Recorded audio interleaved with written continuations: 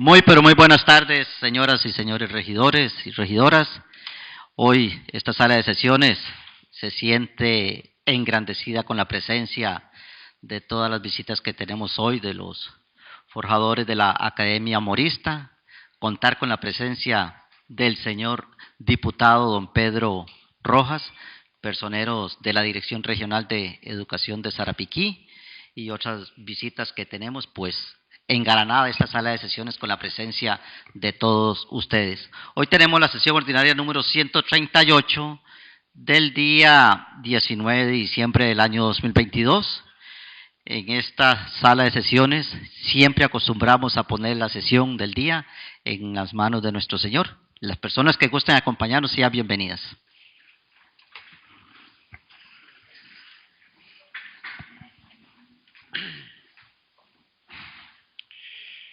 Buenas tardes, compañeros y compañeras del Consejo en Pleno y los invitados especiales que están acá, y también un saludo para el señor alcalde, exalcalde y ahora diputado, un hombre muy querido por los sarapiqueños y por este consejo, Pedrito Rojas Guzmán, como le decimos acá. Bienvenido a este lugar, este sigue siendo su casa y siempre para nosotros es de mucha estima, de veras tenerlo por lo menos cerca, y siempre lo llevamos en el corazón.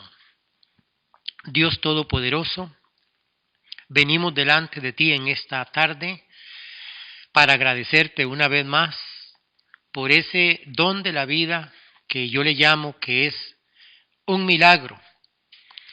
La vida que tú nos das es algo maravilloso, la salud, la familia, el trabajo, los amigos, los seres humanos que nos rodean.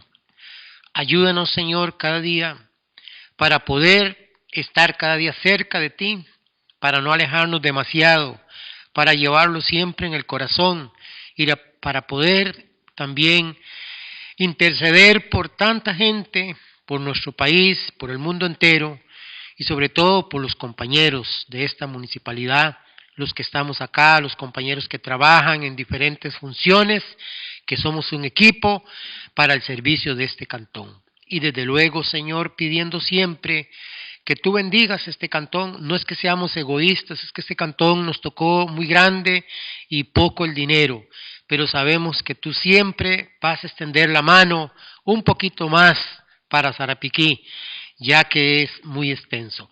Por eso, Señor, pedimos siempre y agradecidos por todas las cosas, que esta Navidad podamos disfrutarla y no alejarnos de ti, podamos compartir y podamos celebrarla. Y de veras, Señor, saber que esperamos siempre esa presencia tuya en cada una de las cosas que hagamos, en los trabajos y en todos los rincones de este cantón. Ayúdanos siempre a no alejarnos, a no apartarnos, y en las manos tuyas deposito todo este noble consejo y las personas que nos acompañan hoy. En el nombre del Padre, del Hijo y del Espíritu Santo. Voy a pedirles por favor que no se sienten. Voy a pedirles que se mantengan en pie. El viernes, si no me equivoco, el viernes anterior, nuestra compañera síndica Yerlin Urbina tuvo la pérdida de una hermana, doña Carmen Urbina Méndez. Entonces vamos a pedir un minuto de silencio en memoria de esta persona.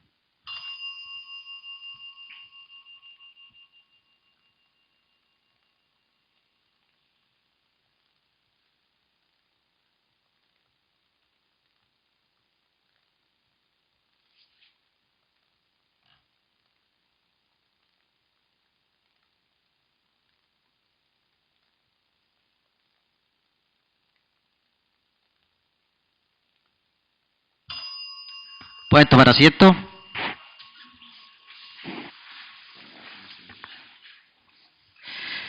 El orden del día de la sesión ordinaria número 138 del día 19 de diciembre del año 2022 es el siguiente. Artículo 1, lectura y aprobación del orden del día. Artículo 2, lectura y discusión y aprobación del acta anterior. Artículo 3, audiencias. Artículo 4, lectura de correspondencia. Artículo 5, asuntos de trámite urgente. Artículo 6, informe de comisiones. Artículo 7, mociones de los señores regidores. Y artículo 8, mociones de la alcaldesa municipal. Una vez conocido el orden del día, pasamos al artículo número 2.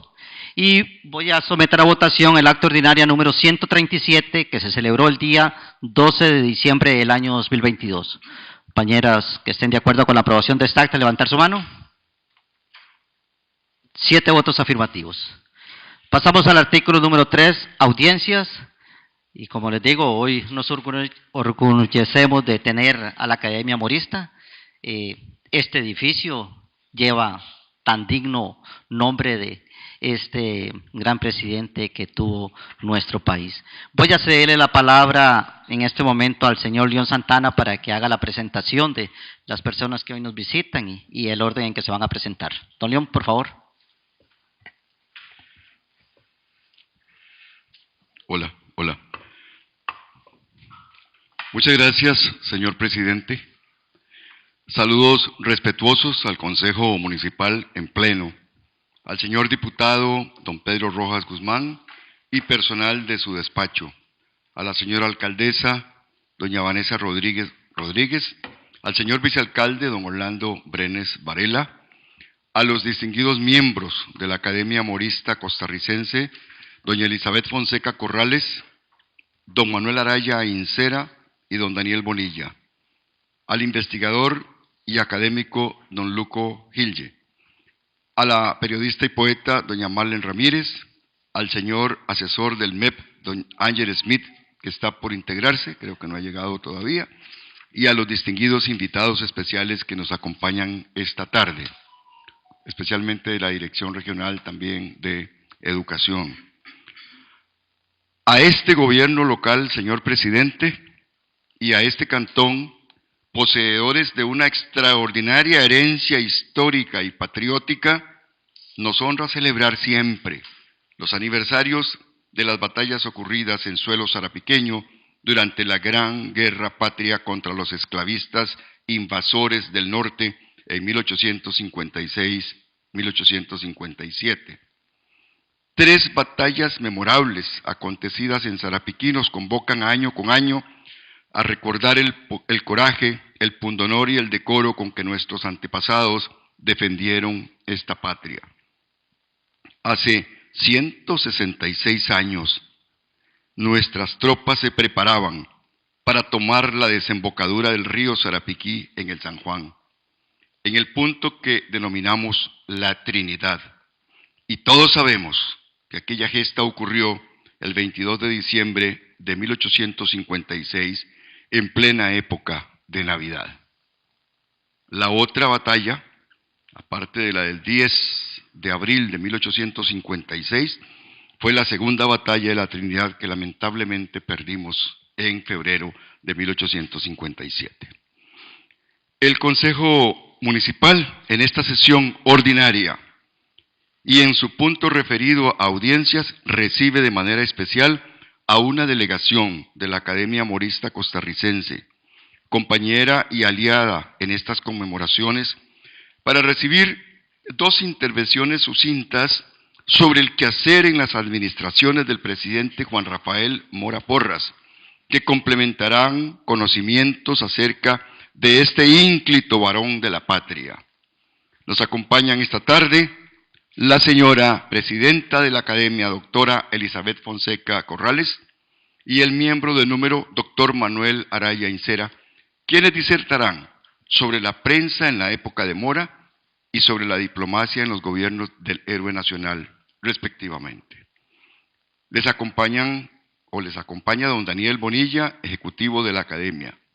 Y también, desde luego, mañana que estamos en la gira por la Trinidad, también vamos a recibir la alocución del doctor Luco Gilje, ya conocido por muchos de nosotros y siempre compañero y luchador en esos ciclos que hemos iniciado.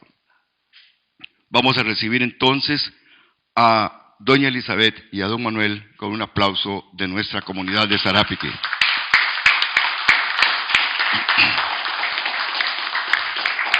Antes de concederles la palabra a los distinguidos académicos, diremos que nuestra academia es una corporación docta, de bien público, con personería jurídica propia y capacidad ejecutiva para el cumplimiento de sus fines. Su misión principal es auspiciar la investigación, la enseñanza, la difusión de la vida, el pensamiento y la obra del libertador y héroe nacional Juan Rafael Mora y su época. Sin más, doña Elizabeth, usted tiene la palabra. Ahora sí.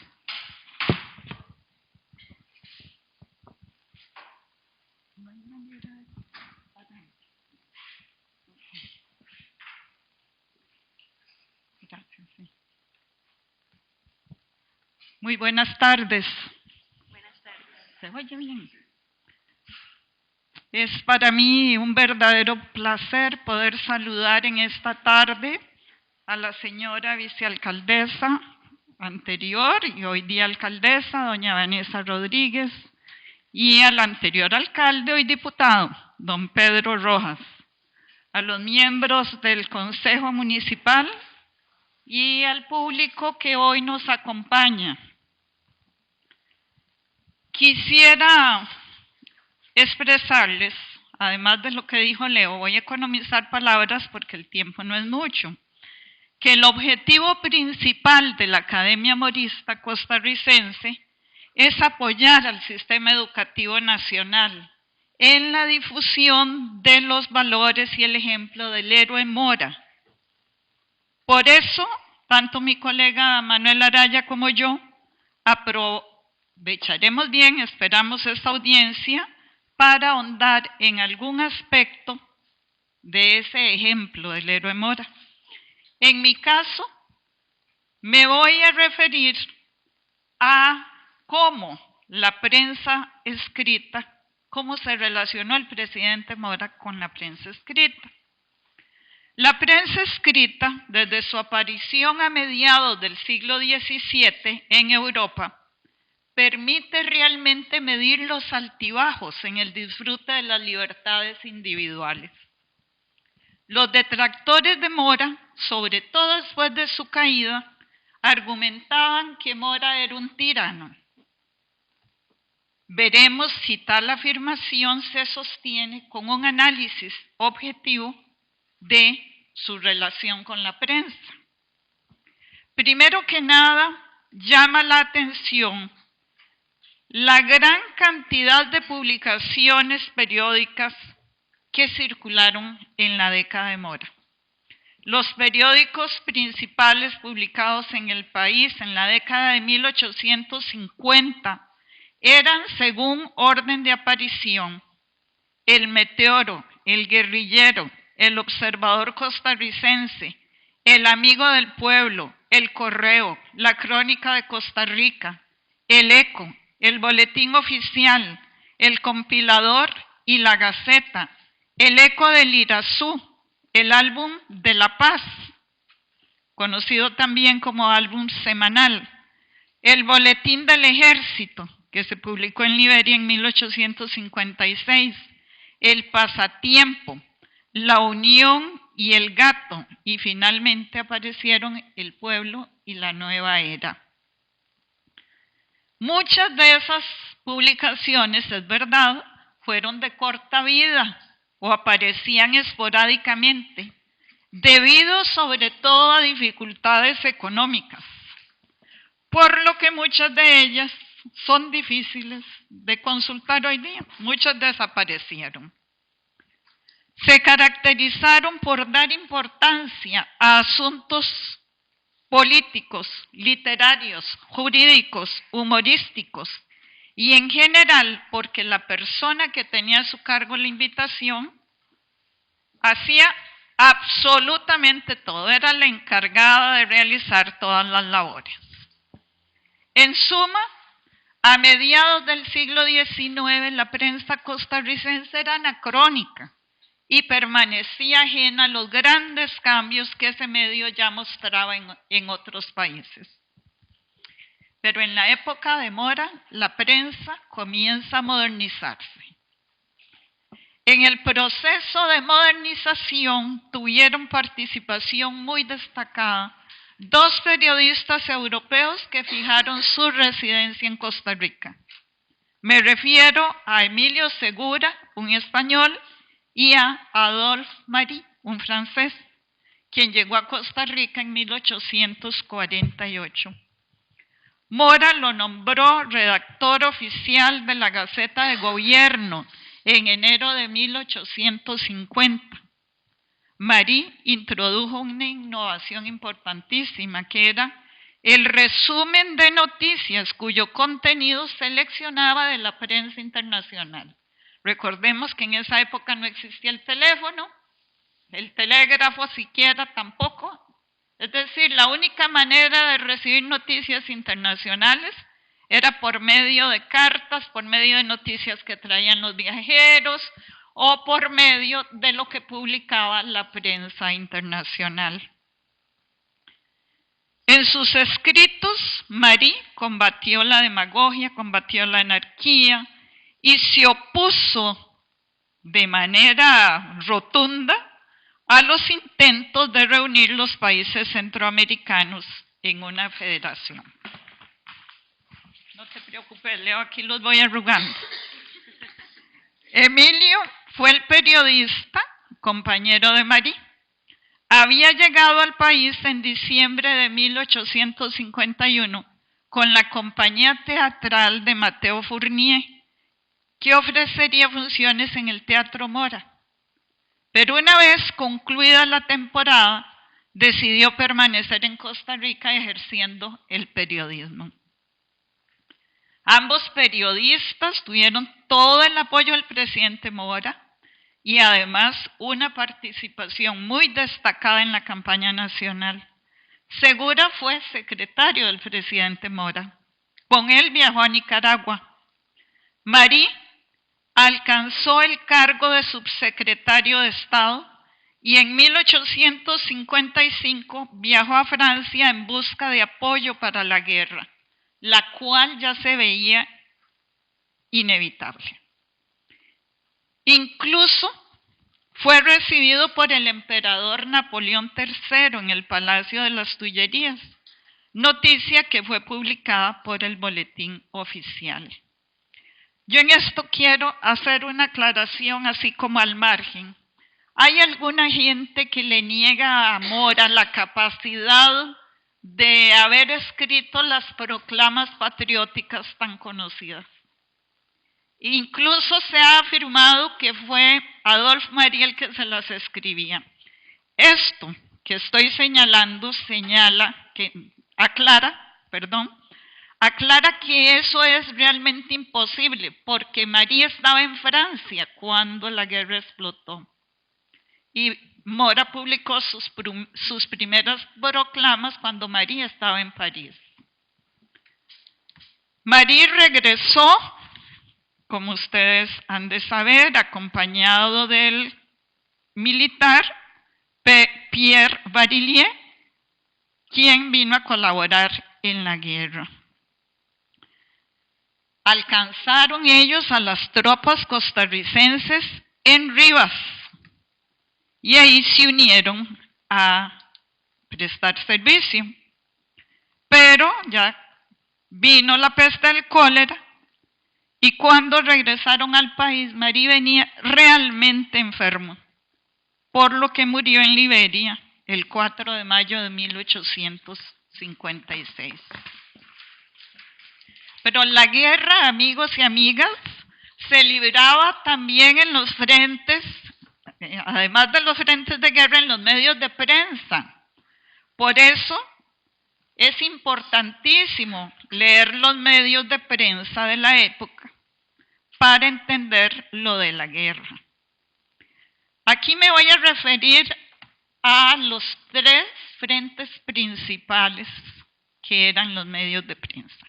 Primero, digamos que Walker, quien era un periodista de gran experiencia, sabía de la importancia de la prensa para difundir su mensaje y para mantener el orden en Nicaragua. Walker fundó el periódico El Nicaragüense, que por cierto lo escriben sin diéresis, por lo que habría que decir el nicaragüense, ¿verdad? Pero no, el Nicaragüense. Por otra parte, estaban los medios internacionales. Los medios internacionales eran realmente una fuente muy importante. Y en nuestro país, el presidente Mora contó principalmente con 2 medios de comunicación escrita para dar a conocer los hechos bélicos. Entonces, esos periódicos son la Crónica de Costa Rica y principalmente el Boletín Oficial. Les cuento una anécdota. En días pasados estaba conversando, Manuel también, con la directora de la Biblioteca Nacional, doña Laura Rodríguez, y ella quería que la apoyáramos como Academia Morista para declarar toda la información de la guerra que aparecía en el Boletín Oficial como patrimonio del país. Y claro que le ofrecimos el apoyo. Pero lo que ella nos recalcaba y estaba muy sorprendida es que venían hasta noticias que enviaba William Walker, para que me digan si había o no libertad de prensa en esos medios escritos. Los sucesos centroamericanos, por cierto, tuvieron una enorme resonancia en la prensa internacional, principalmente en Estados Unidos, Francia, Inglaterra, que eran las 3 potencias dominantes en esa época, a mediados del siglo XIX, porque, como bien sabemos, estaban interesados en la construcción del canal interoceánico en el Istmo. Cuando uno, como historiador, revisa los medios de prensa, tiene que leer todos los enfoques para ir buscando dónde está la verdad y dónde está el balance. Podemos decir que la prensa fue un medio muy útil para defender los intereses de Walker de distintas maneras. La prensa de los Estados Unidos, sobre todo la de Nueva Orleans, le era totalmente favorable.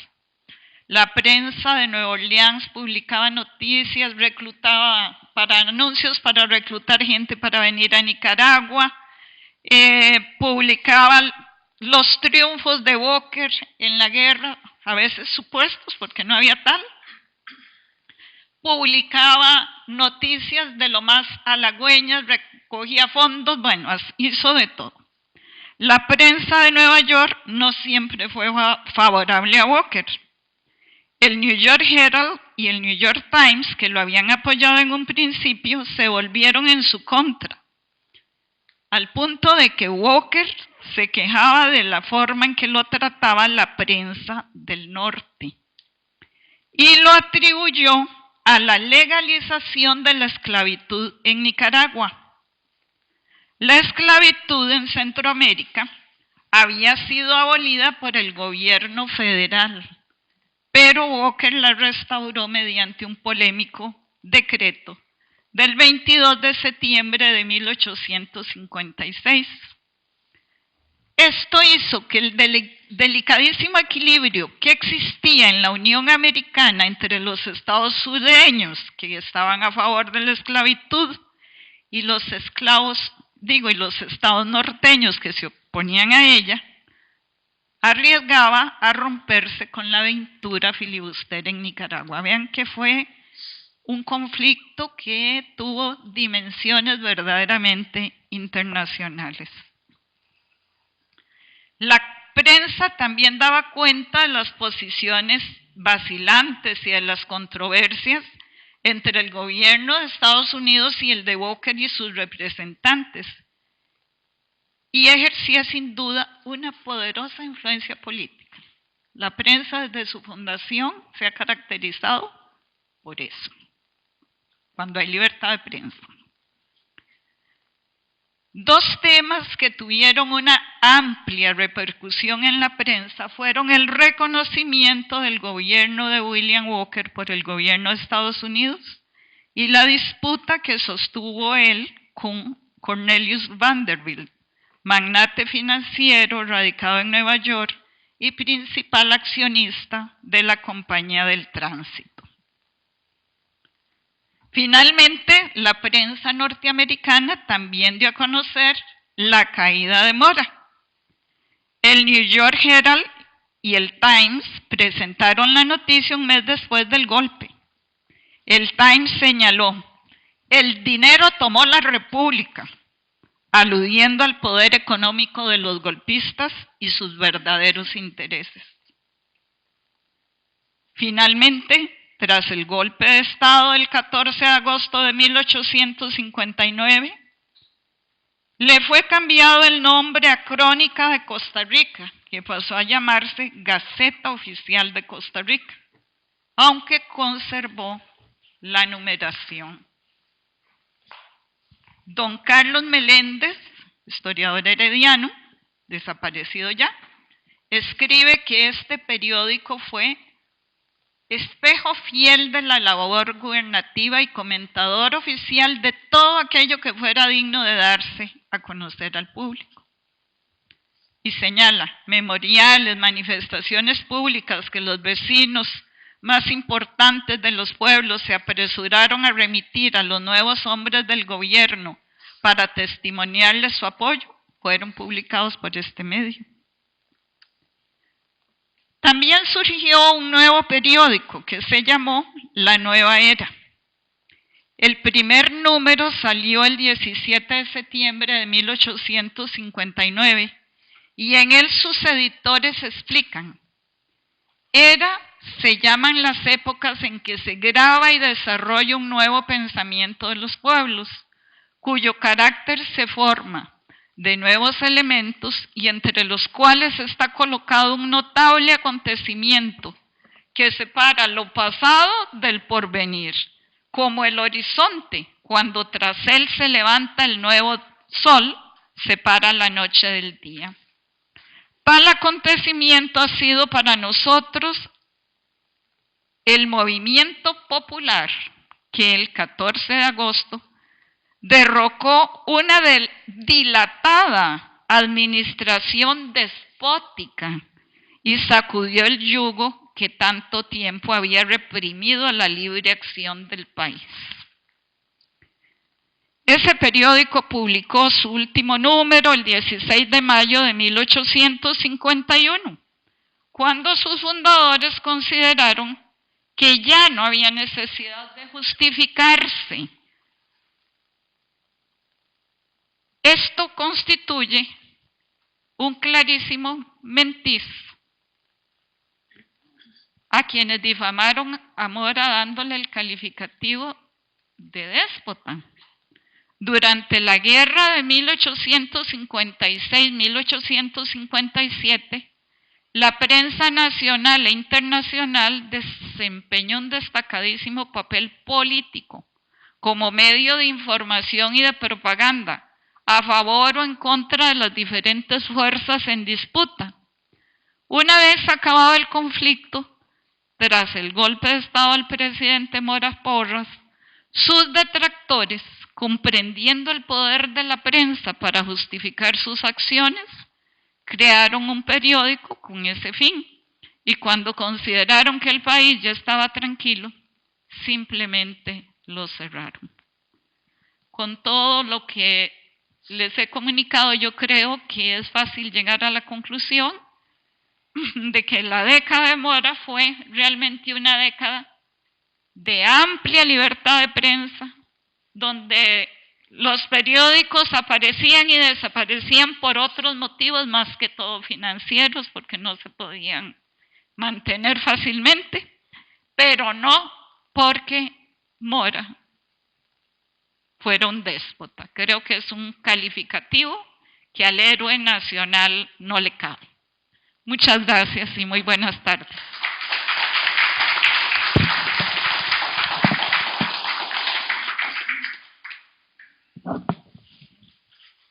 Muchas gracias, doña Elizabeth.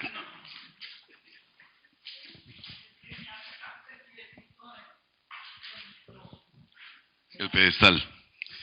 Muchas gracias, doña Elizabeth, por esta explicación. Uno a veces cree que en esas épocas el periodismo como que no influía mucho, ¿verdad?, como sigue influyendo ahora terriblemente. Doctor Manuel Araya Incera, tiene usted la palabra.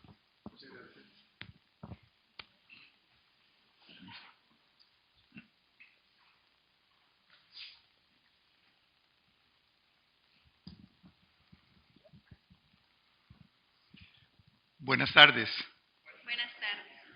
Señor don Freddy Corrales, presidente del Consejo Municipal de Sarapiquí.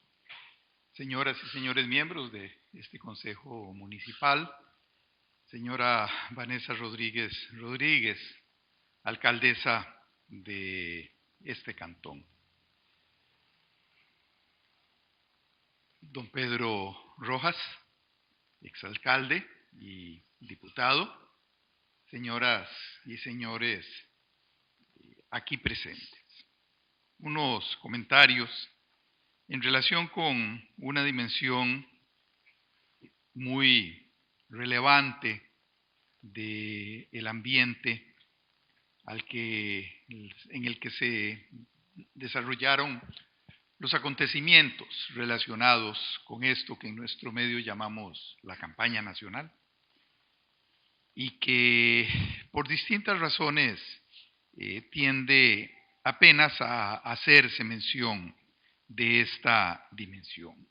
Los aspectos internacionales de la campaña nacional y particularmente el diseño y ejecución de las acciones de política exterior emprendidas por las administraciones de don Juan Rafael Mora.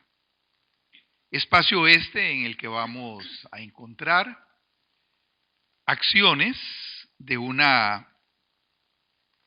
aguda pertinencia, de una enorme capacidad creativa como política exterior, siempre un terreno sumamente difícil, sumamente inestable, y más para un Estado pequeño, apenas una nación que recién surgía a la vida independiente, como era la Costa Rica de mediados del siglo XIX.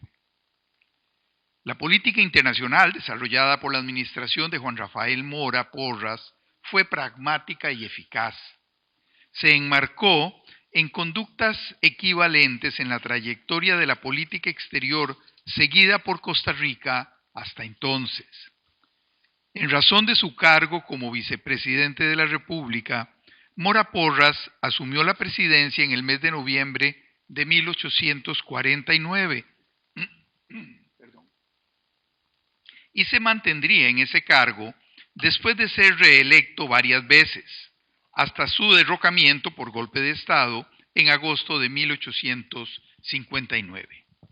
Sus acciones en la política internacional de Costa Rica fueron de una honda trascendencia para el afianzamiento de la joven república en el concierto de las naciones, y en particular para la sobrevivencia de esta nación cuando tuvo que enfrentar la amenaza de la invasión filibustera, y la acción diplomática en el frente internacional se convirtió de manera equivalente al frente de batalla militar en el otro campo de operaciones no armada de la guerra. Si bien la joven República de Costa Rica había vivido experiencias que fueron desarrollando conductas de política exterior en los años anteriores a 1848, cuando se formaba parte de la República Federal de Centroamérica, la guerra contra los filibusteros fue una ocasión ineludible para la implementación de prácticas políticas y diplomáticas. Esto es, de acciones de política exterior acordes con las urgentes necesidades que la ocasión demandaba y que se ajustaban a la vez con los limitados recursos de una noble república que disponía de muy limitadas capacidades en cuanto a poder económico, político y militar en el escenario internacional. La política internacional de la administración de Juan Rafael Mora Porras mantuvo las acciones prudentes que las circunstancias exigían y que resultaron de provecho para los intereses de la naciente república. Entre algunos de los condicionantes que conformaban el escenario internacional de la época, podemos mencionar los siguientes. La vida política de los nuevos estados independizados de España era entonces en general convulsa. El proceso de asentamiento de las instituciones políticas necesarias para el funcionamiento estatal era francamente precario, lo cual se manifestaba en un ambiente de inestabilidad y conflictividad política y social recurrente. Centroamérica no era un espacio exento de tales trastornos, los cuales se agravaban con la condición geoestratégica que la región representaba para las potencias marítimas de entonces. La ubicación geográfica de la región determinaba que ésta fuera un objetivo ideal para la creación de vías de comunicación entre el Mar Caribe y el Océano Pacífico. Desde el logro de su independencia de Inglaterra, los Estados Unidos se convirtió en una sociedad pujante e impetuosa, en explosivo crecimiento, motivada por una visión de sí misma que la hacía verse como una nación joven destinada a marcar el camino que dejaría atrás el viejo orden de la sociedad europea. Diversos movimientos y organizaciones sociales surgieron para impulsar esa corriente de renovación y cambio que debían impulsar los Estados Unidos, casi como una obligación moral en pro del avance de la civilización. Uno de ellos fue el llamado Joven Estados Unidos, Young America, era como se llamaba la organización en los Estados Unidos. En español no suena tan bonito eso de Joven Estados Unidos, el cual se asemejaba a movimientos surgidos en otras naciones del mundo con objetivos de transformación y renovación de lo que veían como sociedades tradicionales. Por ejemplo, la joven Italia, en los estados de la península itálica. En el continente americano, esa idea de liderazgo renovador quedaba explícito en la proclamación de la así llamada Doctrina Monroe en 1823 y más adelante en el movimiento impulsado por la ideología del destino manifiesto. Consecuencia inmediata de este empuje transformador fue un impulso de expansión territorial de la nación estadounidense hacia regiones más allá de sus fronteras.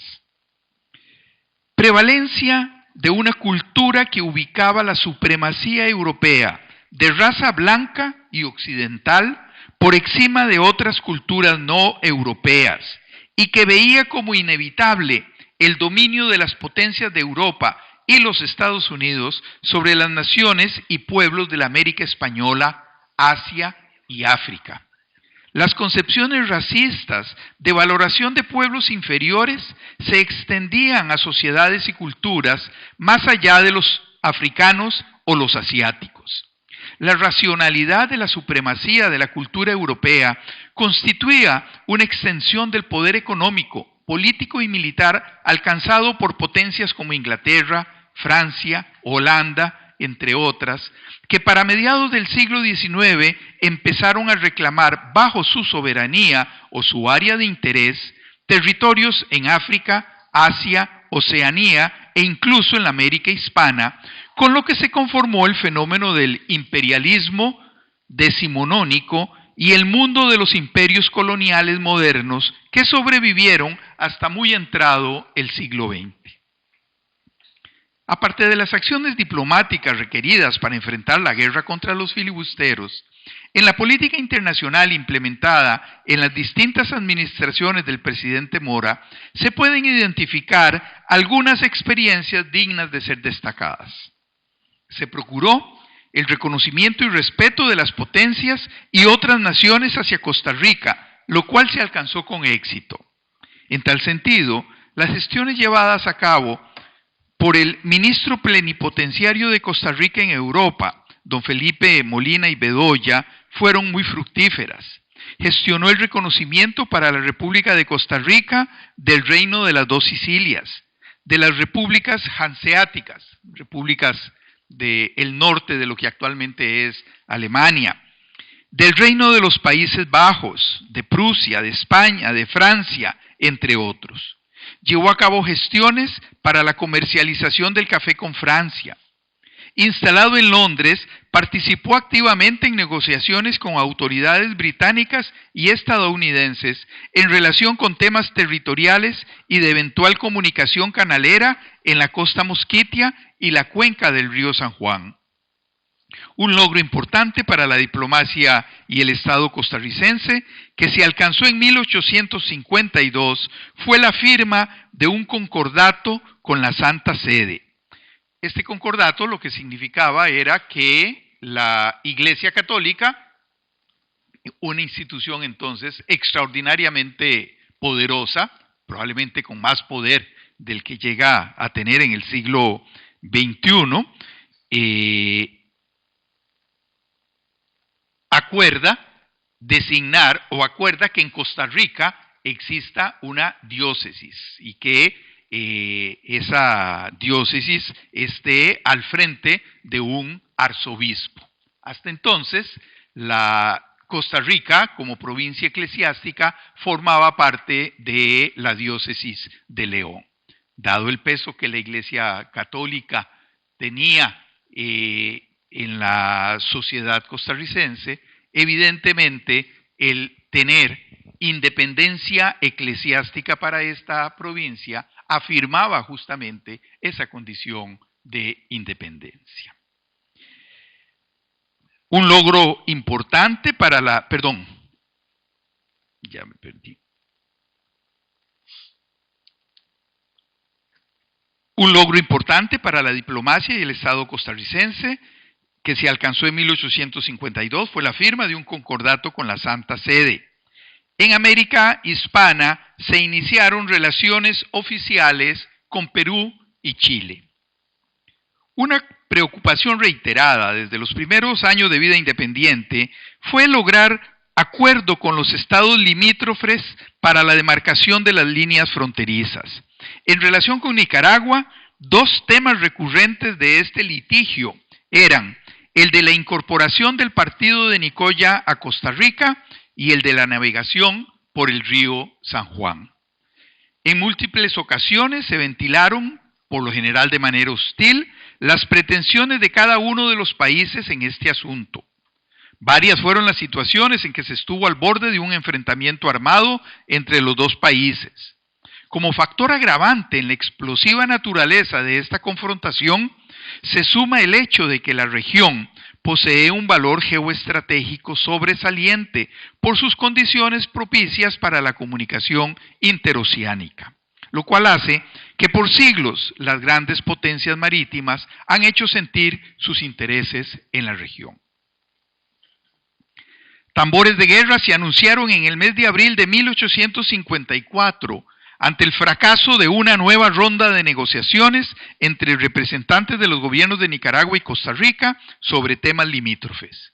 La pólvora no explotó, pero aquel incidente tuvo consecuencias positivas inesperadas para Costa Rica a favor de la crisis que se viviría unos meses más tarde con la invasión filibustera.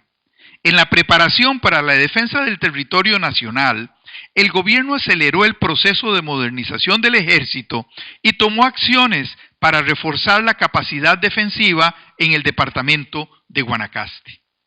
Restableció la comandancia general en el departamento bajo el mando del general José Joaquín Mora, cambió el nombre de la región por el de departamento de Moracia, entre otras acciones. En el mes de octubre de 1857 sobrevino un nuevo incidente explosivo. Nicaragua declaró la guerra a Costa Rica. La sangre no llegó al río. Una rápida acción diplomática calmó los ánimos. Se reabrieron conversaciones entre los dos gobiernos y finalmente se llegó a la firma del Tratado Cañas-Jerez en abril de 1858, el cual dirimió por el momento la cuestión limítrofe entre los dos países. Si bien los aspectos militares durante la guerra contra los filibusteros fueron muy duros para Costa Rica, no menos difícil fueron las acciones que se emprendieron a nivel internacional en búsqueda de recursos y apoyo para nuestro país. En este otro frente, el diplomático, el liderazgo y buen entendimiento de la política internacional por parte del presidente Mora dieron resultados muy satisfactorios para la causa costarricense. Es cierto que el gobierno contó con diplomáticos de gran capacidad en el cumplimiento de las delicadas acciones que llevaron a cabo ante otros estados, los hermanos Luis y Felipe Molina Bedoya y el ministro de Relaciones Exteriores, Joaquín Bernardo Calvo Rosales, lo cual significó un muy eficaz complemento al liderazgo ejecutado por el presidente Mora Porras. En una apretada mención de acciones diplomáticas llevadas a cabo se incluyen las gestiones hechas ante los gobiernos de las otras repúblicas centroamericanas, de las que se obtuvo, no sin dificultades, la participación de los ejércitos de Honduras, El Salvador y Guatemala en la guerra contra Walker. Otro escenario muy difícil fue el de las gestiones ante el gobierno de los Estados Unidos, el cual mantuvo una conducta ambigua respecto a las actividades filibusteras de sus nacionales. No menos complicadas fueron las gestiones hechas ante potencias europeas, en particular Francia, Inglaterra y España. Las naciones hispanoamericanas representaron también otro escenario de intensa acción diplomática por parte de representantes costarricenses. El apoyo obtenido fue dispar.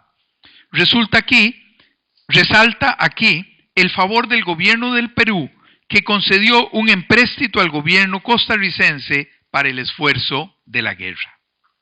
Relevante por lo simbólico fue la participación de los representantes del gobierno costarricense en diversas iniciativas emprendidas por otros estados hispanoamericanos para la creación de instrumentos de cooperación internacional.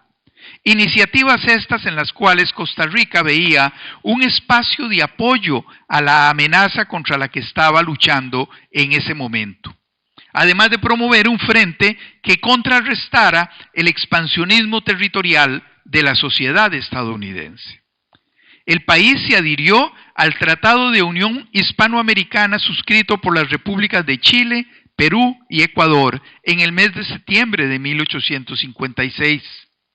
El activismo regional de la política exterior costarricense llevó a invitar a todos los gobiernos hispanoamericanos y al gobierno imperial de Brasil a la celebración en San José para el mes de mayo del año 1857 de un gran Congreso General de las Américas, emulando el Congreso Anfictiónico convocado por el libertador Simón Bolívar en la ciudad de Panamá en el año 1826.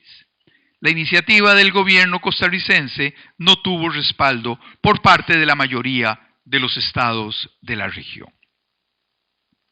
En la administración del presidente Mora Porras, vemos la fundación de una práctica de política exterior para un Estado pequeño y vulnerable, basada en las gestiones diplomáticas y en el derecho internacional.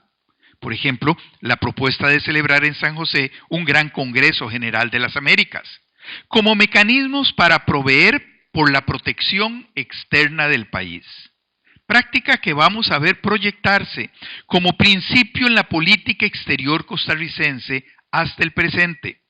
Ilustramos esta afirmación con la referencia a dos experiencias vividas en la historia internacional, en las cuales podemos advertir la huella marcada por la administración de Juan Rafael Mora Porras.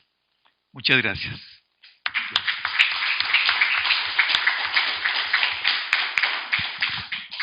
Muchísimas gracias a don Manuel y a doña Elizabeth por estas dos disertaciones, por estas dos alocuciones que tienen que ver justamente con el quehacer de la Academia Morista Costarricense. Más adelante, en algún momento dado, tendremos otras participaciones de otros compañeros de la Academia. El caso que me impactó mucho de Álvaro Ramírez sobre la política fiscal del presidente Mora. Todo un estudio realmente impactante, que tienen que ver con esta patria, que tienen que ver cómo el presidente Mora tuvo esa injerencia tan grande en pleno siglo XIX, después de la guerra, antes y después de la guerra, para proyectar esta patria e insertarla en el globo, en el mundo. Muchísimas gracias, compañeros académicos, por estas disertaciones de esta tarde. Mañana, para los compañeros acá, vamos para la Trinidad. Se sale a las 7:30 de la mañana porque el acto va a ser allá a las 9 de la mañana en la Trinidad, y la municipalidad va a estar cerrada de 8 a 1. A la 1 se abre, entonces tenemos que hacer el acto allá a las 9. Señor presidente, muchísimas gracias por la audiencia, a la academia, y muchísimas gracias a los compañeros del Consejo por apoyar esta iniciativa. Gracias, señor diputado don Pedro Rojas, por estar con nosotros también. Gracias. No, gracias.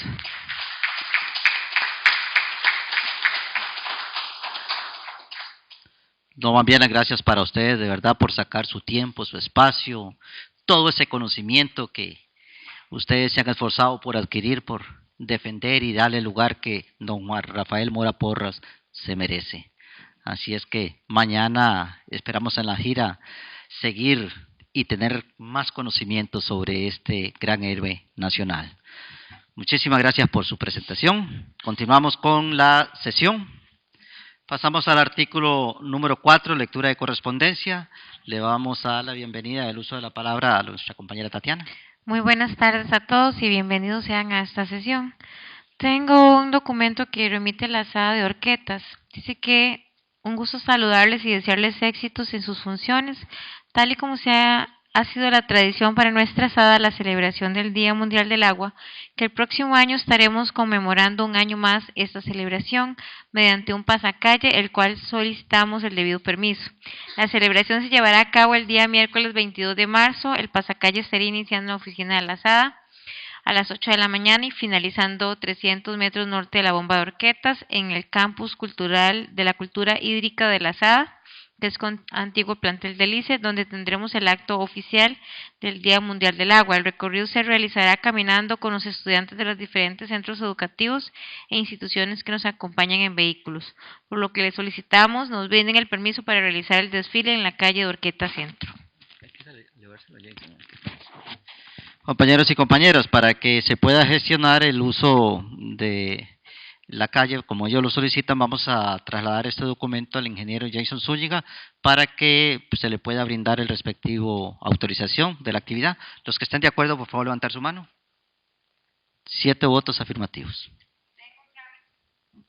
Tengo un trámite que remite el supervisor Franklin Solano Castro, que es del circuito 02, solicita el nombramiento de la Junta Administrativa del Colegio Humanístico Costarricense, sede Sarapiquí.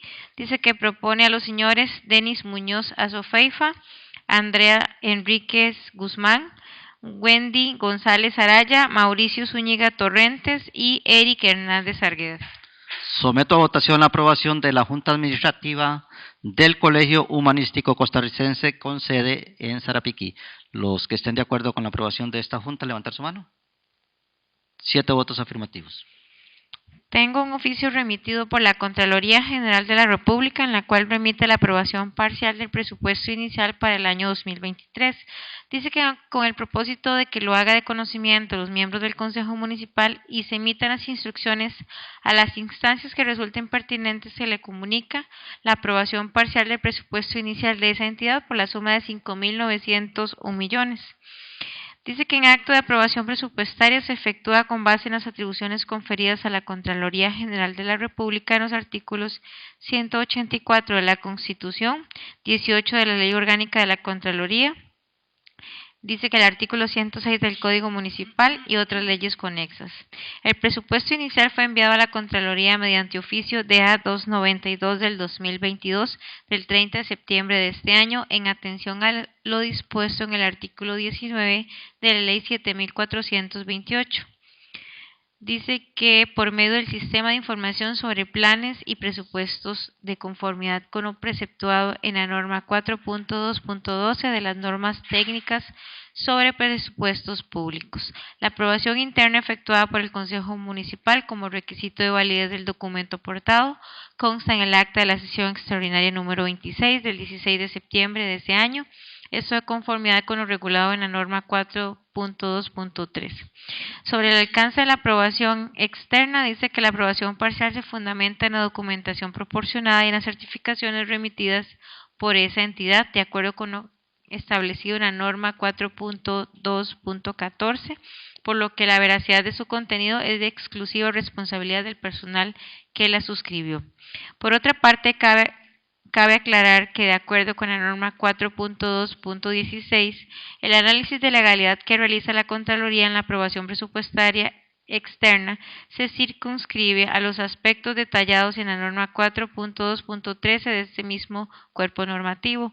Por lo tanto, bajo la exclusiva responsabilidad de la Administración se presume la legalidad de los demás aspectos no abordados en el análisis descrito, los cuales serán sujetos a la fiscalización posterior facultativa y en general a las vías ordinarias de revisión de los actos, tanto en sede administrativa como judicial. Los ajustes que se realizaron durante el año 2022 y que de acuerdo con la normativa vigente no requerirían de la aprobación de la Contraloría son de entera responsabilidad de la Administración, así como el cumplimiento de los requerimientos legales y técnicos pertinentes. Asimismo, de conformidad con el principio de anualidad dispuesto en la ley en el artículo 176 de la Constitución Política, el inciso D del artículo 5 de la Ley de Administración Financiera de la República y Presupuestos Públicos y la norma 2.2.3, inciso D, el presupuesto aprobado regirá durante cada ejercicio económico que irá del 1 de enero al 31 de diciembre. Finalmente, se aclara que lo resuelto con respecto a este presupuesto no constituye una limitante para el ejercicio de las potestades de fiscalización de la Contraloría sobre los recursos y aplicaciones a los cuales se les da contenido presupuestario en este documento o en futuros presupuestos extraordinarios o modificaciones presupuestarias. Sobre la responsabilidad de la Administración durante la fase de ejecución presupuestaria, las asignaciones presupuestarias aprobadas constituyen el límite máximo para el uso y disposición de los recursos durante la fase de ejecución, aun cuando la asignación presupuestaria autoriza a la institución a realizar los gastos. Esa asignación no se puede considerar por su existencia como una obligación para la actuación administrativa, sino que deben ejecutarse dentro de las posibilidades técnicas, jurídicas y financieras de la institución. En tal sentido, la municipalidad debe establecer los mecanismos de control necesarios para que la ejecución presupuestaria se ajuste a las asignaciones aprobadas por la Contraloría, se cumpla con el bloque de legalidad y se desarrolle de conformidad con los objetivos, metas y prioridades contenidas en el Plan Operativo Institucional. De acuerdo con la norma 4.2.3, las modificaciones presupuestarias no deben de ser sometidas a la aprobación externa de la Contraloría, ya que el acto de aprobación interna las otorga la eficacia jurídica que requieren para su ejecución en el periodo respectivo. Sin embargo, en aplicación del principio de limitación para el financiamiento de gastos corrientes con ingresos de capital, la institución no podrá efectuar durante la fase de ejecución modificaciones presupuestarias que impliquen un aumento en el gasto corriente en detrimento de un gasto de capital que haya tenido como fuente de financiamiento tales ingresos. La ejecución del presupuesto es de exclusiva responsabilidad del jerarca y de los titulares subordinados, la cual debe ajustarse a la programación previamente establecida y realizarse en estricto apego a las disposiciones legales y técnicas dentro de las que se encuentra la Ley de Fortalecimiento de Finanzas Públicas. En lo correspondiente a la presupuestación y ejecución de los gastos corrientes durante el ejercicio económico del 2023, se deberán considerar los principios presupuestarios de sostenibilidad y gestión financiera, previendo que en el contexto actual un aumento de los gastos corrientes puede generar obligaciones permanentes, así como una limitación en el crecimiento de los gastos de capital disponibles para el desarrollo de proyectos de inversión y los compromisos contractuales adquiridos con terceros. Lo anterior debe preverse para asegurar la estabilidad financiera institucional necesaria para el cumplimiento de la planificación de los resultados de mediano y largo plazo, así como la continuidad de los servicios públicos. Como resultado, una vez analizada la información y las justificaciones aprobadas, el órgano contralor resuelve aprobar parcialmente el citado documento presupuestario de conformidad con lo que se indica a continuación. Sobre las aprobaciones en los ingresos estimados correspondientes a 2.689 millones por concepto de ingresos tributarios y no tributarios, con base en las justificaciones y estimaciones presentadas en el documento presupuestario.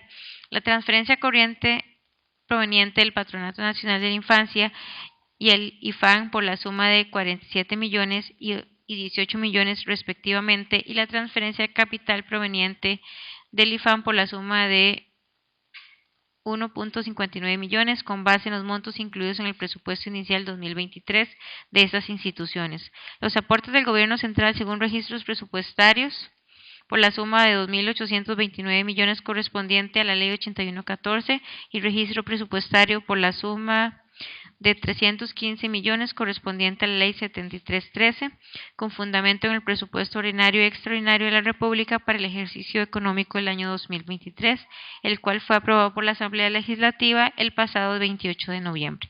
Sobre los gastos, el contenido presupuestario para financiar los gastos se aprueba a nivel de programa y partida que hayan incluido en el documento presupuestario sometido a aprobación, según lo dispuesto en la norma 4.2.10, con excepción de lo indicado en el apartado de aprobaciones. Se aprueba el contenido presupuestario de la partida de remuneraciones hasta el límite máximo dispuesto en el título 3 de la Ley 9.635 y sus normas transitorias. Sobre las improbaciones, dice que una vez analizada la información y las justificaciones aportadas, el órgano contralor realiza las siguientes improbaciones. En los gastos, dice que el contenido presupuestario previsto en la subpartida alimentos y bebidas por un monto de 250.000 colones, por cuanto no se encuentra fundamento de legalidad que expresamente permita ese tipo de gastos. Asimismo, no se justificó la atención de los beneficiarios de los servicios de la institución brinda, ni que destinen a situaciones esporádicas y de carácter excepcional, respetando criterios de austeridad, racionalidad, necesidad, pertinencia y conveniencia. La suma resultante de la improbación del gasto deberá trasladarse a la partida de cuentas especiales. Sobre otros aspectos, esta corporación municipal deberá distribuir los recursos por concepto de timbres. Dice que Proparques Nacionales, de conformidad con lo que establece el artículo 46 de la Ley 7.788, que indica que de lo recaudado por concepto de timbres, un 10% deberá girarse a la Comisión Nacional para la Gestión de la Biodiversidad y la suma restante distribuirse en un 30% que será destinado por el municipio a la formulación e implementación de estrategias locales de desarrollo sostenible y un 70% para las áreas protegidas del área de conservación respectiva, lo anterior en vista de que la asignación que se propone en el detalle origen y aplicación de los recursos no se ajusta a lo antes señalado. En lo que respecta al sistema de información sobre planes y presupuestos públicos, las cuentas de gastos improbadas del presupuesto, así como lo señalado en el punto A de este apartado, se pondrá a disposición de los usuarios que tienen la función de registrar y validar la información presupuestaria en dicho sistema. Dado que no resulta posible para la Contraloría conocer concretamente cuáles son las cuentas afectadas con la improbación señalada, se requiere que se nos informe mediante el sistema cuáles son dichas cuentas con el fin de proceder a la habilitación y pueda esa administración realizar los ajustes pertinentes. Asimismo, en conclusión, dice que el análisis de este órgano contralor se fundamentó en cumplimiento de los requisitos establecidos en la norma legal vigente que regulan la elaboración y contenido del plan presupuesto de la Municipalidad de Sarapiquí. En tal sentido, la Contraloría General aprueba parcialmente el presupuesto inicial para el año 2023 por la suma de 5.901 millones. A todas aquellas personas que laboran en esta municipalidad, al Consejo, que hicieron posible la aprobación de ese presupuesto, un agradecimiento, ya que sacamos una excelente nota y más adelante nuestra señora alcaldesa se va a estar refiriendo específicamente a esto. Es un documento de información para el Consejo.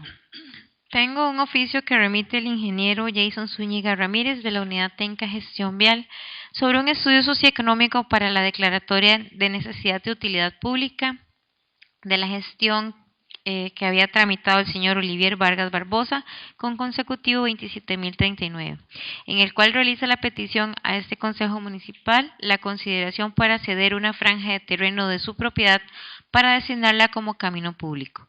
Dice que la Ley General de Caminos Públicos y varios dictámenes de la Procuraduría General de la República indican que es facultad del Consejo Municipal la apertura de caminos públicos que son resultado de cesión, compra o expropiación, con el requisito de que para la declaratoria de un camino público debe contar necesariamente la titularidad de la administración sobre el inmueble y en caso de que se trate de una finca inscrita a nombre de un particular, debe realizarse la declaratoria de necesidad y utilidad pública. De acuerdo con el dictamen C-248 del 2018 de la Procuraduría General de la República, se puede declarar vías públicas cantonales que no hayan sido declaradas nacionales por el Ministerio de Obras Públicas y Transporte en los siguientes supuestos: cuando el terreno sea de dominio público, cuando la vía esté entregada por ley o de hecho al servicio público y no sea de dominio particular, cuando el camino sea de dominio privado pero exista cesión, compra o expropiación de un terreno particular y cuando se reciban las áreas públicas resultantes de un proceso de urbanización.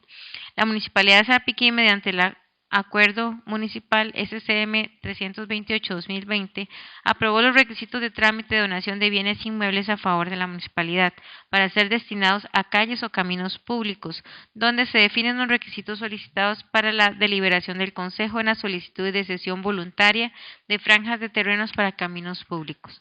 Por lo anterior, realizamos entrega del presente informe socioeconómico y técnico para definir la necesidad y utilidad pública de la solicitud presentada ante este Consejo. Sobre la solicitud, dice que la solicitud se encuentra firmada por el señor Olivier Vargas Barbosa, pero menciona que realiza la solicitud por muchos vecinos sarapiqueños, que con mucho esfuerzo adquirimos la finca Partido Heredia 126.980, ubicada en Puerto Viejo, contiguo al Hotel Gavilán en Barrio El Naranjal. La finca a la que hace referencia se encuentra inscrita a nombre del señor Olivier Vargas Barbosa, inscrita con fecha el 22 de noviembre del año 2021 bajo la causa adquisitiva de compra, como se puede apreciar en el registro nacional. El señor indica que la finca fue comprada por 30 personas, lo cual no se ve reflejado en el registro de la propiedad, ya que actualmente existe un único propietario que es el mismo. Indica que cuenta con servicio eléctrico y de agua potable, pero por condición registral, al no poder acceder a plano y escritura individual, no cuentan con la posibilidad de solicitar bono de vivienda, préstamos bancarios, entre otros. Describen la franja de terreno por donar como un camino que se construyó hace más de 8 años y que cuenta con 14 metros de derecho de vía por 310 metros de longitud, ubicado exactamente en medio de la propiedad y colindando con el río Sarapiquí. La superficie de ruedo la describen como semilastreada por 50 metros. Posterior a ese punto, el camino se encuentra en tierra.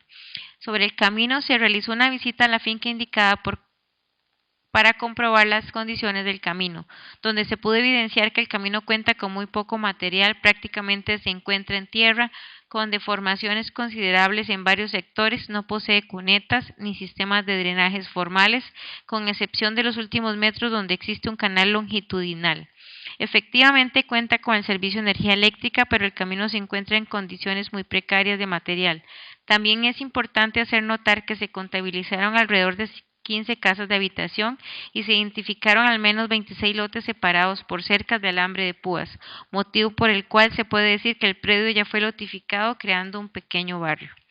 El derecho de vía es de 14 metros, pero la longitud no concuerda, ya que a partir de los 240 metros existen obstáculos en la vía y la superficie de ruedo no es apta para el paso vehicular, por lo que se vuelve intransitable, como se puede apreciar en el informe. Las condiciones de la superficie de ruedo y el derecho de vía en general no permiten una transitabilidad fluida, por lo que en el caso de que se acepte esta franja de terreno, la municipalidad tendría que invertir para el mejoramiento de ese camino un monto de 15 millones. El presupuesto de la posible inversión contempla que el acabado final del camino sea en base granular. Como se encuentra la mayoría de los caminos en el sector, con ese acabado se estima deberían invertir aproximadamente esos 15 millones para brindar los mejoramientos que requiere el camino para dejarlo en condiciones óptimas para el tránsito. Por último, cabe mencionar que en el croquis aportado el camino no colinda con el río Sarapiquí, sino con la finca privada por unos metros. La apertura de este camino tampoco genera una nueva o mejor conectividad a los caminos y comunidades ya existentes y serviría solo para brindar salida a las familias que actualmente ocupan esta propiedad. Sobre las recomendaciones, dice que como se mencionó anteriormente mediante dictamen C-256 del 2011, suscrito por Silvia Patiño Cruz, Procuradora Adjunta, se concluyó que las municipalidades pueden declarar la apertura de calles públicas dentro de su jurisdicción, aun cuando no estén expresamente escritas en el plano de vialidad del plan regulador, siempre y cuando no se infrinja la zonificación ahí dispuesta y se esté ante alguno de los siguientes supuestos: apertura de calles a partir de proyectos urbanísticos posteriores a la emisión del plan regulador, cuando el camino municipal esté entregado por ley o de hecho a dicho uso público y conste en hojas cartográficas, mapas, catastros, entre otros, la titularidad del Estado; apertura de una calle municipal a partir del cambio de destino de un bien de dominio público, siempre que se cuente con autorización legal reglamentaria según el caso; y por último, a través de la cesión, venta voluntaria o forzosa de un terreno particular, previa declaratoria de interés público. Es por este último numeral que se realiza el presente informe, de manera que se analiza el potencial de interés público en la franja propuesta por las personas interesadas en la cesión de la franja de terreno para determinar si se puede declarar de interés público este nuevo camino. Consideramos, según lo expuesto en este informe, que en el presente caso existen malas prácticas de segregación y lotificación, ya que la propiedad fue cedida, donada o vendida de manera irregular a diferentes familias, aunque la habitan varias familias registralmente, solo aparece una persona. La venta de terrenos en estas condiciones no permite a las familias segregar correctamente el terreno por el que pagaron al vendedor, ni registrar correctamente su predio, por lo que años después de la venta intentan consolidar esta mala práctica mediante la donación de una franja de terreno para camino público, de manera que puedan segregar los lotes y consolidar un barrio nuevo. La Procuraduría General de la República ha sido clara que para solicitar la apertura de un camino público mediante este procedimiento se debe considerar como un proyecto urbanístico y debe proceder conforme a la legislación vigente. Es por esta razón que consideramos que no estamos ante la simple cesión de un terreno particular, sino frente a una segregación compleja, ya que ésta conlleva la conformación de un nuevo barrio y todas las implicaciones que esto acarrea, y según el dictamen C-256 del 2011, de conformidad con la directriz del INBU acordada por la Junta Directiva en la sesión ordinaria 5779, en caso de que sean los vecinos los interesados en abrir una calle pública sobre sus fondos, debe proceder con los trámites de visado ante dicho instituto de previo a la presentación de la solicitud de apertura en el municipio. Por lo antes expuesto, se recomienda a este estimado Consejo no aceptar la donación de dicha franja de terreno, ya que no se logra determinar el interés público en la apertura de esta calle, no representa ninguna oportunidad nueva de conexión del cantón, pero sobre todo no se puede catalogar como un fraccionamiento simple, debe ser visto como un proyecto urbanístico, por lo que según nuestro cuerpo normativo debe cumplir con lo indicado en el reglamento de fraccionamientos y segregaciones del INBU y con cualquier otra legislación vigente al respecto. Compañeros y compañeras, someto a votación que nos hace el ingeniero Jason Zúñiga. Los que estén de acuerdo con la recomendación leída anteriormente, por favor levantar su mano. 7 votos afirmativos. Y por último, en este punto, tengo una nota remitida por el señor Warren Ugalde Mejía, que es el gestor deportivo y recreativo del Comité Cantonal de Deportes. Dice que por este medio presento solicitud con opción de continuar con el proyecto Actívate 2023. Se solicita ante el Consejo Municipal dar aval y aprobación del proyecto y presupuesto denominado Actívate desde la Recafi Sarapiquí 2021-2024, que sustenta el aporte económico del ICODER por la suma del remanente 2021-2022 de la liquidación por un monto de 7.039.000 colones y un nuevo monto de aporte de 5.138.000 colones por el año 2022-2023. Además, se autoriza a la señora alcaldesa municipal Vanessa Rodríguez a firmar en representación de la Municipalidad de Sarapiquí el convenio de uso del aporte con el Instituto Costarricense del Deporte y la Recreación. Compañeros, someto a votación el aval y aprobación del proyecto del presupuesto Actívate desde la RECAFIS Sarapiquí 2021-2024, que se dispense de trámite de comisión, que quede definitivamente aprobado y autorizar a la señora alcaldesa Vanessa Rodríguez a la firma de este convenio. Los que estén de acuerdo, por favor, levantar su mano. 7 votos afirmativos. Terminamos con el artículo número 4. Artículo 5, asuntos de trámite urgente. ¿Algún síndico o regidor que vaya a hacer uso de la palabra? Dos recordatorios. Este jueves a las 11 de la mañana tenemos una sesión extraordinaria de trabajo para que lo recuerden y lo anoten en su agenda. Y también ya salió publicado en la Gaceta 238 del 14 de diciembre del año 2022, donde se nos autoriza a trasladar las sesiones del 26 de diciembre y del 2 de enero a las 10 de la mañana. Entonces, artículo número 6, informe de comisiones. No tenemos. Artículo 7, mociones de los señores regidores. No tenemos. Mociones de la señora alcaldesa. No tenemos en mesa. Señora Vanessa Rodríguez, ¿tiene usted uso de la palabra? Muchas gracias, señor presidente. Muy buenas tardes al Consejo Municipal en pleno, a los representantes de la Academia Morista, a don Luco Gilde, por supuesto también a Orlando, nuestro vicealcalde, a don León Santana, nuestro gestor cultural, y demás visitas que tenemos. A manera de felicitación también, sumándome a las palabras del señor presidente, con respecto a la aprobación, suena feo decir parcial, pero realmente esa aprobación parcial del presupuesto municipal responde a un 99.99% de lo que solicitamos a la Contraloría General de la República. Básicamente son ajustes y una improbación de 250.000 colones en un presupuesto de 5.900 millones de colones para el periodo 2023. Es una felicitación a ustedes, al Consejo Municipal, al cuerpo municipal, a todo el personal administrativo que ha tenido que ver en la elaboración de ese presupuesto, por supuesto a las comunidades también que forman parte de este presupuesto municipal. Nuestra felicitación a todo el equipo. Con respecto a los informes que regularmente les brindamos, es también para nosotros parte de lo que hemos venido haciendo es la recuperación de los espacios públicos y precisamente hoy también bajo una gestión de don Orlando y también vecinos de la Comunidad de la Virgen, acompañados también con el Consejo de Distrito de la Virgen y en coordinación con la Dirección de Ingeniería y Tránsito, se ha venido con la señalización de las zonas de las paradas de buses. Hoy se inició con una específicamente en la Virgen Centro, donde también habíamos recientemente construido con la comunidad la parabús que faltaba en ese lugar. Tendremos que seguir con el resto de paradas que hacen falta en el cantón y se ha venido también conversando con Dirección de Ingeniería de Tránsito la necesidad de la señalización adecuada en todas las demás paradas y zonas de parqueo tanto de taxis como de buses.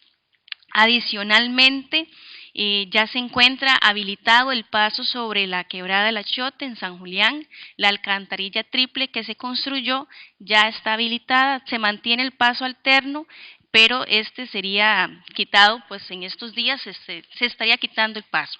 Entonces, ya la comunidad de San Julián está estrenando un paso nuevo y no solamente la comunidad, sino todas las personas vecinas que usan y transitan por ese sector.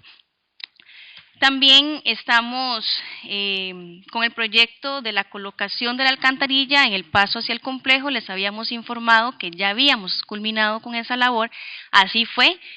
Sin embargo, valoramos la necesidad, ya que teníamos las dos partes que conectaban con el paso de alcantarillas estaban en asfalto, se asfaltó también la superficie de ruedo de ese paso de alcantarillas. Entonces también ya se encuentra asfaltado la ruta hacia el Parque Recreativo Puerto Viejo. Con respecto a los proyectos que se habían contemplado en el presupuesto extraordinario de 2022 de esta municipalidad, todos los proyectos contemplados quedaron adjudicados. Muchos de ellos estarán quedando en compromiso presupuestario, pero ya se encuentran en procesos de firmas de contratos e incluso ya algunos con orden de inicio otorgadas para la primera semana de enero. Voy a repasar los proyectos por orden de paquetes en los cuales fueron agrupados. Los cuadrantes de Flaminia, Finca 11 La Rambla, y los cuadrantes de la Villalobos, incluyendo la calle que conecta Finca 11 con la Villalobos. Esos son proyectos de tratamiento superficial bituminoso en etapa de contrato. El proyecto de La Esperanza Huetares, que es la ruta alterna, también se encuentra en etapa de firma de contratos y también es tratamiento superficial bituminoso. Los proyectos de los cuadrantes de Finca 10 y Las Vegas también se encuentran en etapa de firmas de contrato. La Victoria, La Guaria, El Paraíso, Las Orquídeas y Finca 11 La Rambla, que son recarpeteos, ya cuentan con orden de inicio para la primera semana de enero.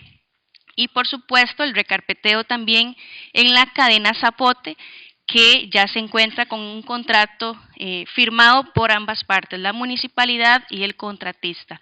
La cadena Zapote requería la conformación del camino por parte de la municipalidad. Les había informado que habíamos tenido problemas con la extracción de material del río. Sin embargo, ya recuperamos el rol que traíamos, se están trasladando, se está acarreando material triturado al sector y también se está trabajando en la conformación y limpieza del camino. Adicionalmente, con respecto al mortero, el mortero tiene orden de inicio para el próximo 23 de enero. Ya el contrato se encuentra también suscrito por ambas partes y la comunidad también ya fue notificada. La intervención con maquinaria municipal, en este momento estamos trabajando en la conformación y limpieza del camino en el Palmar y estaríamos esta semana en ese sitio y como les mencioné, estamos acarreando el material triturado desde la fuente en Finca 5 hacia Zapote para la conformación de vida de ese camino. Por último, mencionarles dos aspectos importantes con respecto al horario que tendremos este cierre de año 2022 e inicio del 2023. Las oficinas permanecerán cerradas a partir del jueves 22 al mediodía y reanudaremos labores el lunes 2 de enero. Y mañana, para atender el acto solemne en el hito histórico de la Trinidad, el edificio permanecerá cerrado toda la mañana, debido a que todo el personal municipal y este consejo también participará de la actividad del acto cívico.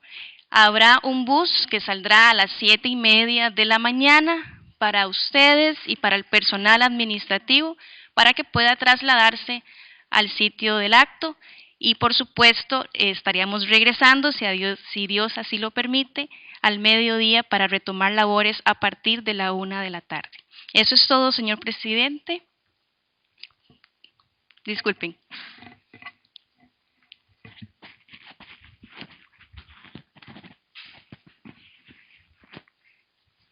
Sí, algo muy importante. Gracias, Tatiana. Para los días 2, 3 y 4 de enero, tomé la decisión de hacer la solicitud a Recursos Humanos para tomar esos 3 días de vacaciones sumándose a los días de la semana colectiva que todos los funcionarios tomamos. Son 3 días que he solicitado a Recursos Humanos de vacaciones y así hacerlo de su conocimiento y aprobación para que el señor vicealcalde me sustituya durante esos 3 días en mis funciones. Si así están de acuerdo, puedan aprobarlo.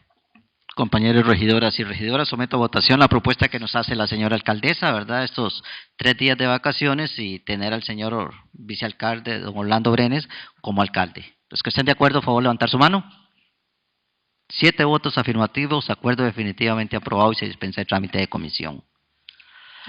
A las 6:30 de la tarde, damos por concluida con la sesión ordinaria número 138 del día 19 de diciembre del año 2022.